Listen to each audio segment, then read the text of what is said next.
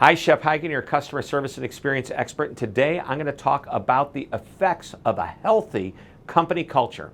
I was recently interviewed by Yigal Adato for his mastermind group, all entrepreneurs and owners of pawn shops. Now, we were discussing how important it is to bake customer service into the culture. It's the leadership's job to define the customer service vision, ensure it's communicated, and be the role models as to how people, both customers and employees, are to be treated. In addition, leadership and management must defend the culture. If anyone on the team isn't in alignment with the customer service vision, or a department or even an entire region for a larger company, they need to be coached and properly trained and brought back in.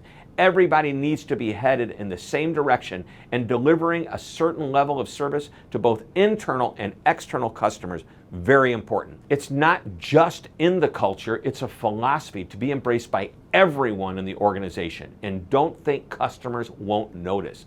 They will. And when they talk to one person in your organization who is out of alignment, do you know what they think? Well, they think everyone in the company is like the one person who isn't delivering the typical experience you want your customers to actually experience.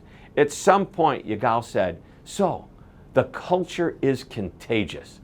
Boom, that's it.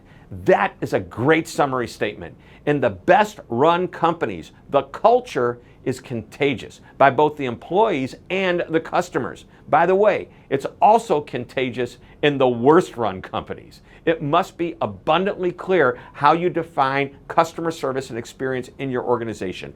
Everyone must know the role they play in delivering on that definition. To make it part of the culture and to be contagious, it must be introduced during the hiring process, heavily trained in the onboarding of new employees, and consistently communicated and reinforced on a regular cadence for sustainability. The culture of your organization is what defines everything about your company.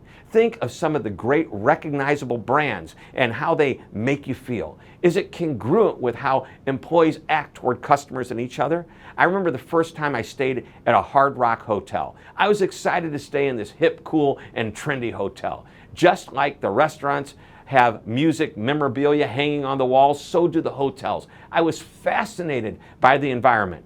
Rock music was piped in throughout the entire hotel. Employees walked around bouncing to the beat of the music. Before long, I was doing it too. Yes, their culture is contagious. It's simple, but that doesn't mean it's easy. The culture must be clearly defined. Employees must understand it. They must be trained to it. They must buy into it. They must live it, and they must love it. That's how you begin to create a culture that is contagious.